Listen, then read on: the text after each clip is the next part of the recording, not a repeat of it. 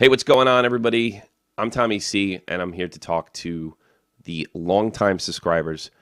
And I'm going to make some announcements. I'm going to tell you some personal stuff, and I'm going to tell you where the channel's going from here. I'm talking to you, the guys who've been here from day one. Keemstar has made it official on Twitter that myself, and along with Colossal is Crazy, the clown, that we will be starting the new baited podcast, as you can see right here. And as a lot of you know that I've been talking about it a lot lately, this has been a tremendous opportunity for me, and this has been a crazy 14 days or so since this whole sort of controversy and then turn events has started. And I am absolutely honored and excited about what this podcast can bring, and the fact that I can bring my sort of wise-ass East Coast personality to a broader audience. And this could be really great. Now, why there hasn't been any shows in the last 2 days?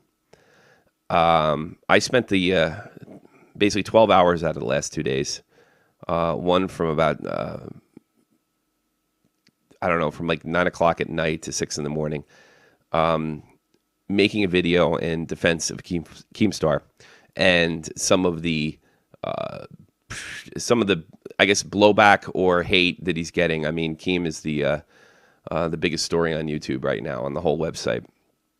And after I finished it, I looked at it, and I had some moral qualms with it, and I couldn't make it.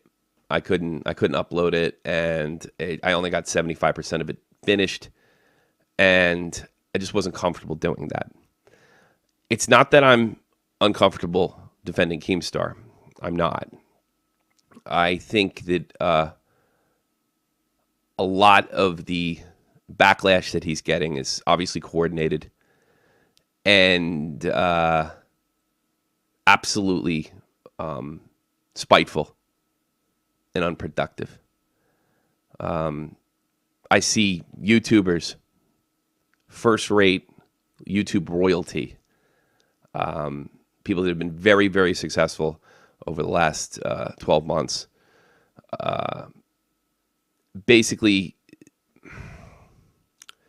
it seems to me that they have had no moral qualms with Keemstar in the past, but feel that they have outgrown him. And this is sort of a goodbye kiss from a Black Widow.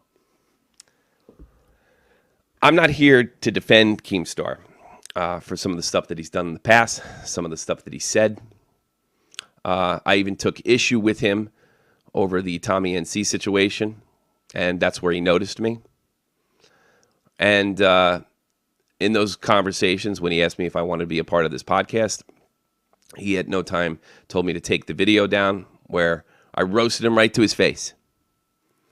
And I wasn't nice at all. I was pretty brutal. And at no time in the podcast did he tell me to tone it down, change my attitude, or anything like this. Now, while this was happening, I was aware of the videos that were coming out. I was made aware of that. And so I had sort of an inside scoop of the whole thing.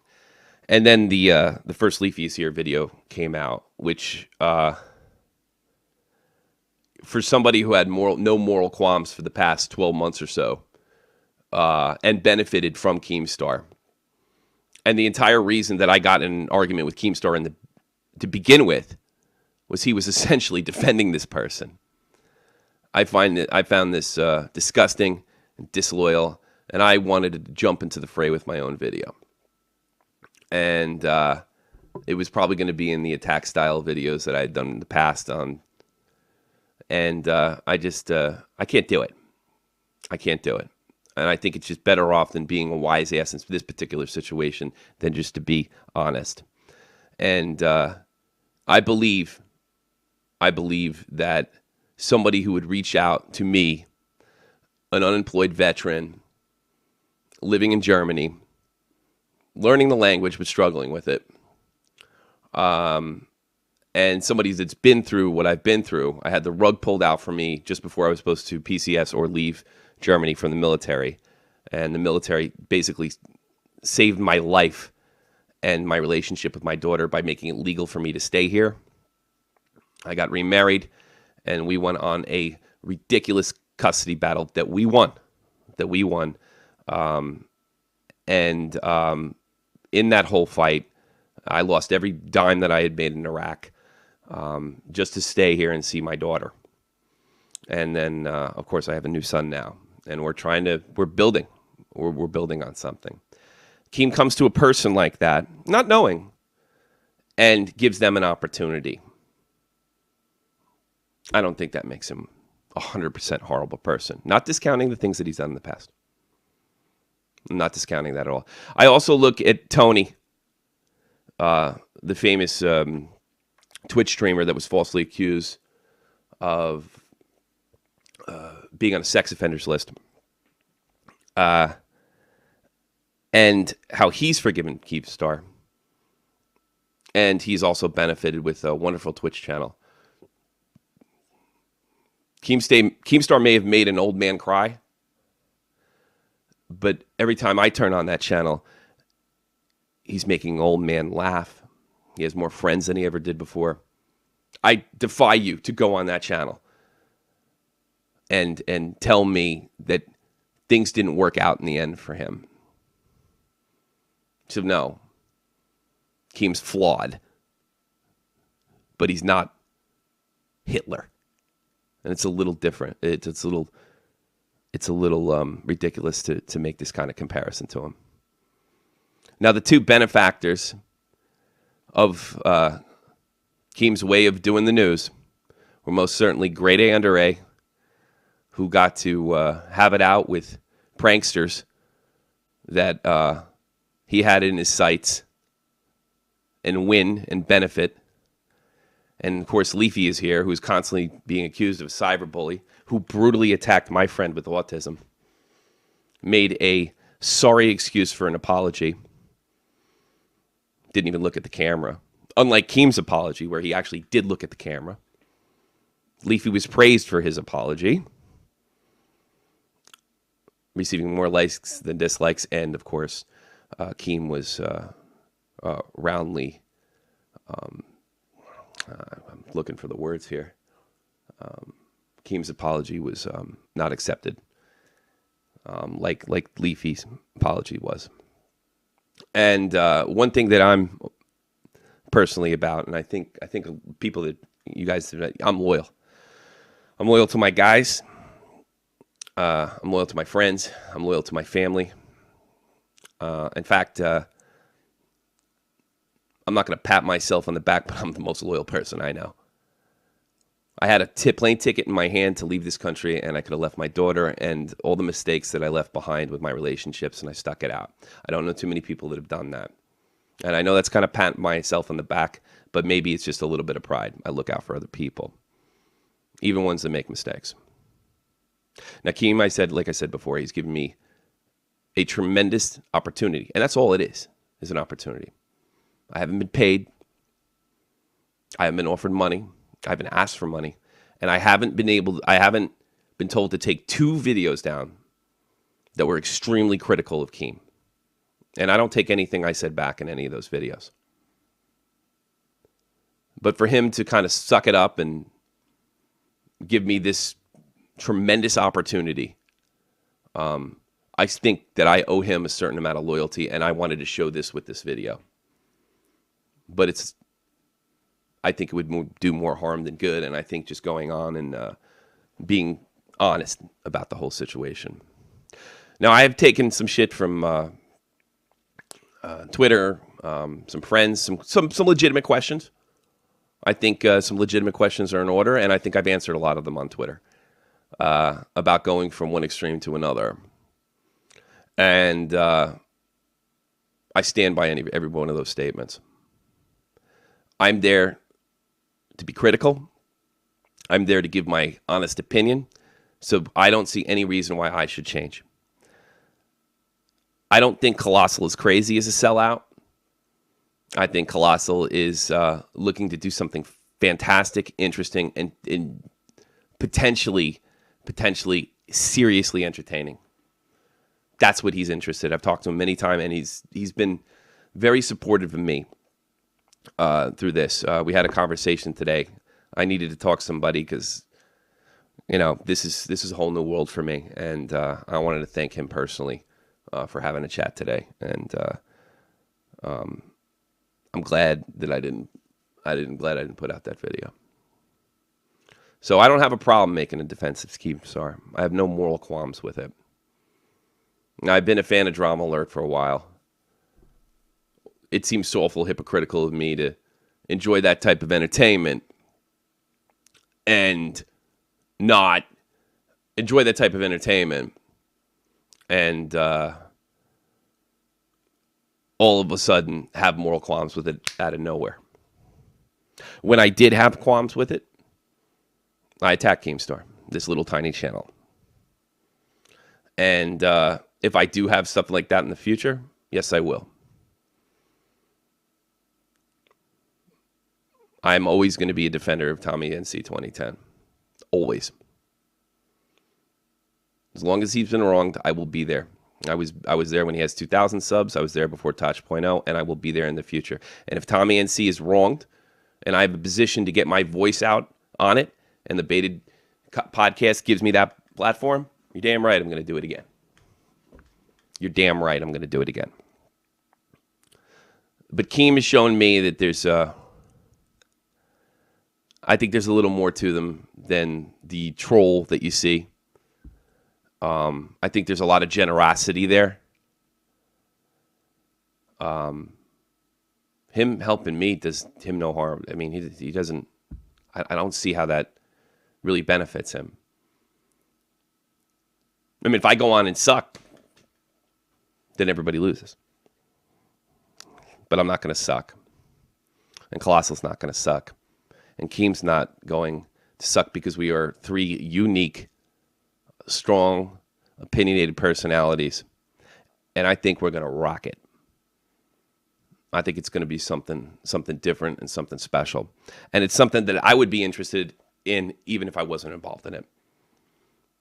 Two guys from polar opposite. We have, one guy from the UK, one guy from the military, and, one guy from Buffalo, New York. And, we all look at the world the same, differently. And I can promise you going forward that my worldview, whatever got me the, just under 2,000 subs, will still be there. There's nothing that's going to change. I find it shocking and disgusting that the upper levels of YouTube do seem like Game of Thrones. And that disloyalty is so common.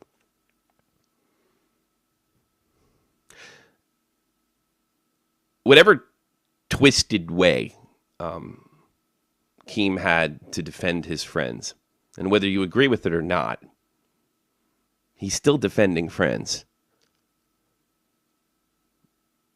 I don't agree with it, but he's still defending friends. I keep hearing that he's destroyed careers.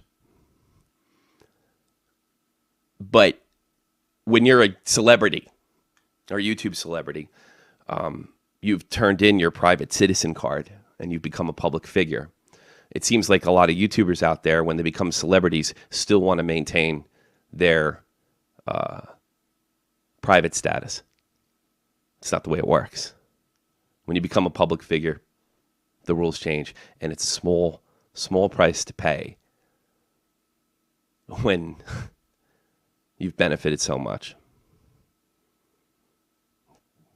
Criticisms of Keemstar having only 15-year-old fans. Well, I'd be honored if 15-year-olds looked up to me. Criticisms of things that he's done in the past has practically become a meme in the internet. It's funny how hearsay and somebody saying to you, hey, you know what? So-and-so talk shit about you. Really? I'm going to destroy his life. No, the professional way and the decent way to deal with that, if you have some kind of moral qualms with Keemstar, you walk. But that's not what happened. What happened was an organized attack. And even if Keem loses his status as the #1 news guy, it would have been done through cheap means. It's cheap. It's aimbot. Yeah, you still lost the match, but you got cheated. I'm going to make it very clear. He's not a golden boy by any means.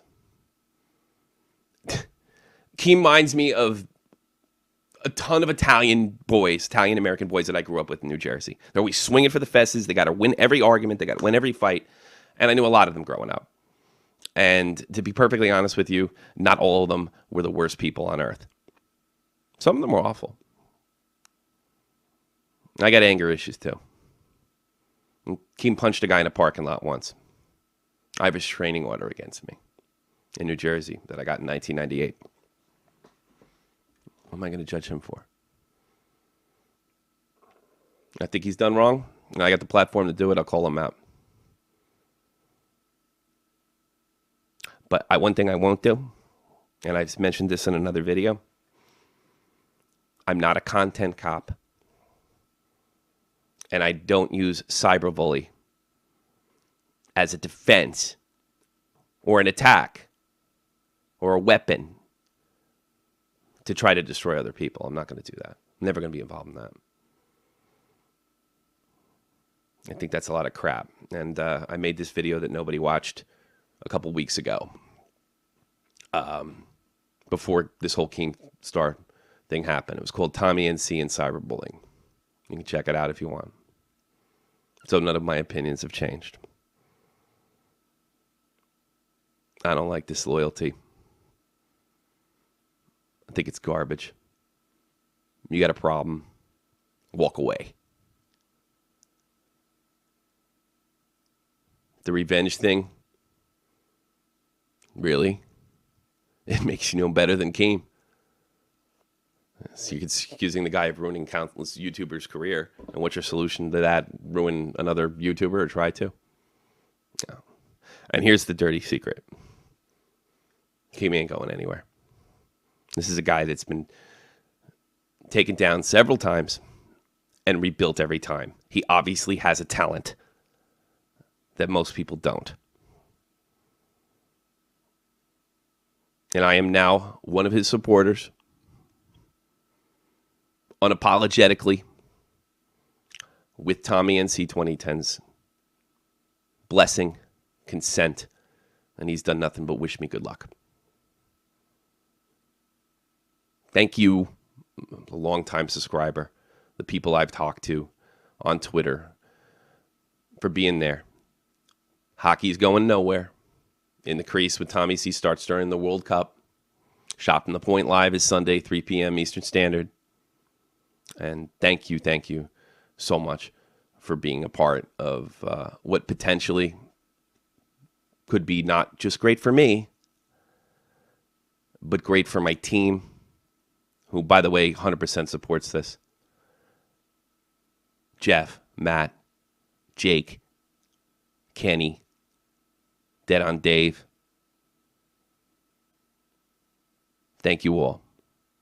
And hopefully this is the beginning, an opening chapter of something that's great. And not just for me. Because even on this level, I've worked with a lot of talented people.